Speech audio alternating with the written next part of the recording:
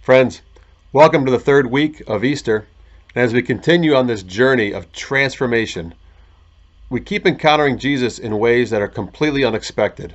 Remember how he showed up with Mary Magdalene and his presence transformed her grief and loss and confusion into joy and exultation. Remember last week how he just showed up in that locked upper room where the apostles had gathered for fear, and his presence transformed them with his peace. And then Thomas, with all of his concerns and doubts and his stubbornness, was changed by the physical presence of Christ. Well, this week, we're not going to be losing that theme as we find two disciples leaving Jerusalem on Easter Sunday. And they're walking out of the city, downcast, upset, gloomy. And their lives are changed again by the presence of Christ. Now think about it, friends. These guys are leaving Jerusalem on Easter Sunday. In one sense, they've turned their back on what God was doing. They're leaving the epicenter of where all the most incredible things in human history are happening because they're not quite sure that they have anything to do with it. They're not quite sure what's going to be happening or what's going on. I don't want to be too hard on them because I wasn't there, but it's a stunning picture of two of Jesus' disciples, two people that were close to the scene, turning their backs on Easter Sunday and walking away.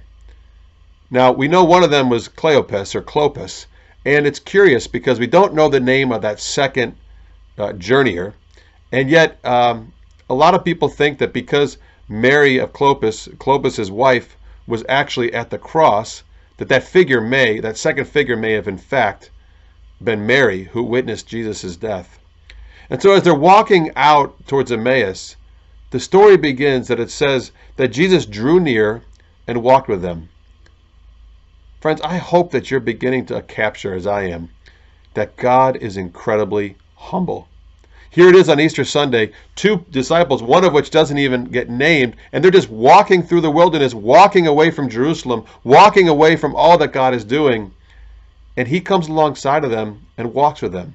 And friends, no matter what's happening in your life today, or in the lives of anyone you love, God is always willing to walk alongside of us. It's reminiscent of the Garden of Eden. Remember when Adam and Eve ate the fruit and their eyes were opened and all of a sudden they were living in shame? It says that God walked up to them. He found them as God walked through the garden in the cool of the day. And as Jesus comes up to them, notice what he does. He comes right into their midst and he says, "What are you talking about?" And again, we've talked about this before. I would expect Jesus to be proclaiming things, to be announcing things, to be celebrating his glory, or at least the glory of the Father. And instead, he just comes humbly up to these two gloomy followers and he says, "What are you guys talking about?" Remember Mary, he said, "Why are you weeping?" You get the sense that here we are in isolation and Jesus may be coming up to us even now and just saying, what is it you need to tell me? What's happening with you? And the scriptures tell us that they paused, and you can imagine them maybe kicking their feet in the dirt, and it says that they were downcast. And friends, I'd like to take a moment there and just talk about our own emotional condition. Because even as we are buying into this idea of isolation and quarantine and perhaps beginning to see some things emerging, without exception, each one of us is experiencing these losses. And friends, it doesn't matter if what you've lost may seem or feel relatively minor, if it's a Little League season or a graduation or a wedding that was delayed or a ceremony or just the time with friends and family, or maybe it was something more tragic, something larger, the loss of a loved one, or the concern because someone has been sick or isolated or away from you.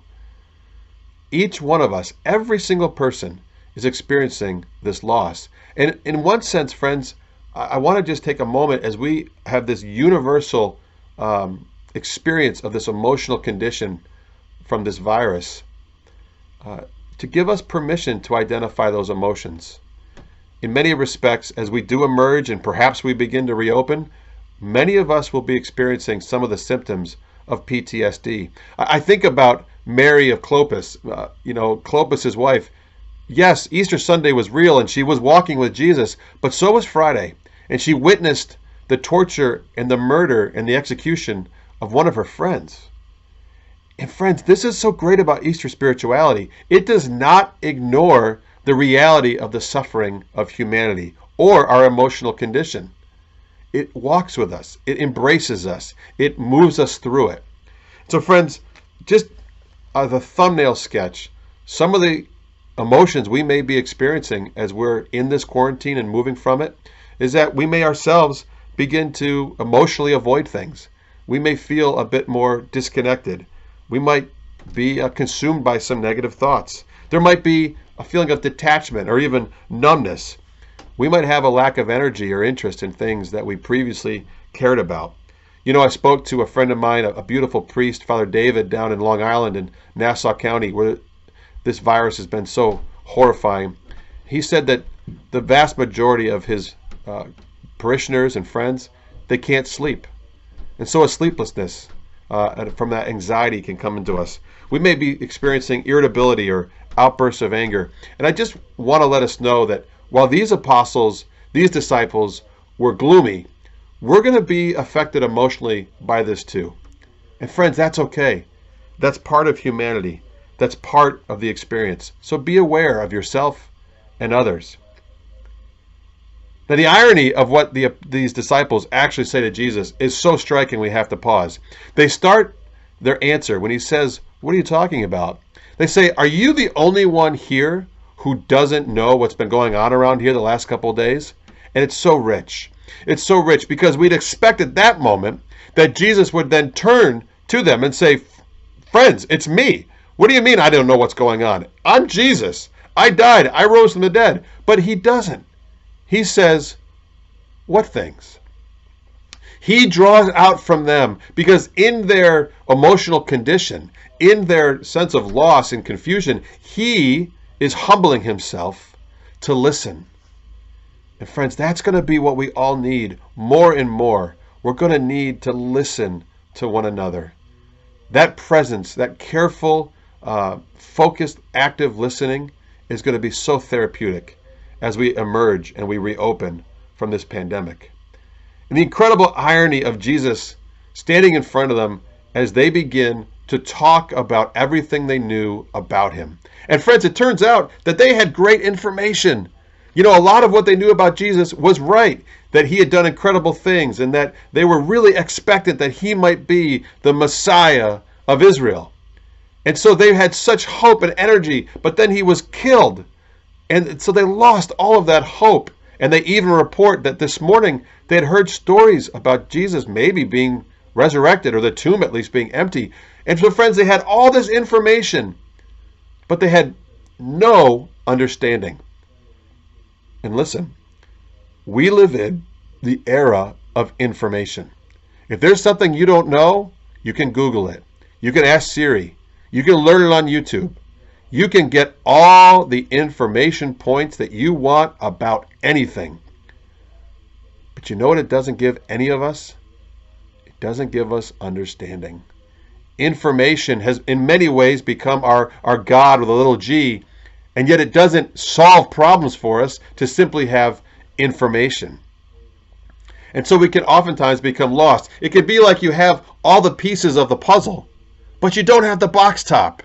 And so you don't know how these pieces fit together. This pandemic feels very much that way as you watch our local and state and national leaders grappling with information, and yet perhaps they lack the wisdom of how to put it all together. And so Jesus takes over and he begins to address their biggest need. And he begins to unpack for them what it was that the scriptures, all the way from Moses and through the prophets, the entirety of the Psalms, I'm sure, a lengthy mountain hike with a Bible study with the Son of God as he describes himself to them through the scriptures. And it's a moment of divine revelation. And it changed them forever. They not only got to see the box top, they were living in the box top. And it was an incredible moment for them. And as they begin to gain that understanding and that divine revelation, what happened? Their mood changed. Their emotions were reset. As they gained that perspective, first from Jesus listening and then from him explaining, things began to change. And one element of what I'm sure Jesus explained to them that they may have been missing was that suffering was a part of being the Messiah. Whether he stopped there in Psalm 22 or he spent time in the suffering servant passages from Isaiah, I'm sure that they were shocked and then transformed to learn that the Messiah, the King of the Jews, the one that was anointed, would suffer. Friends, how critical is it for us to learn that when God became human, he suffered. Suffered is a part of humanity. And though I spend my entire life trying to avoid it and do everything I can do to protect the people I love from suffering, it's not possible. It's not human. When God became human, he suffered. And it is actually through his suffering that he saved us, that we might be the most human we could possibly be. And so in this pandemic, in these days of isolation, we're suffering. And friends, it's because we're human, and it's okay. And it's not surprising to us that in our humanity we suffer, but we can have solidarity if we suffer together. And so Jesus' Bible study, his explanation of who he is to them, that divine revelation, that sense of understanding, it transforms them and it shifts their emotions. They go from speculating about what might be or what may have happened to knowing and to understanding. It's Jesus' presence and his revelation that changes them. We know that they were changed because after they had their eyes opened through seeing him in the bread and understanding his presence with them, it says, were not our hearts burning when we listened to him on the road? People's hearts burn when they experience the presence of God, especially his revelation through the scriptures. My challenge to us, friends, is this. Let's be aware of our emotions. Let's make sure that we're not just telling others how we feel, but let's tell Jesus about what we feel, about what we're seeing, about what we understand. Let's just be honest with him. Let's take a walk with him. But then, friends, expose your life to the scriptures. Spend time each day and make sure you hear his voice. All the data and information that we're taking in right now, it's meaningless if we don't have the voice of the one who can knit it together. And there's a chance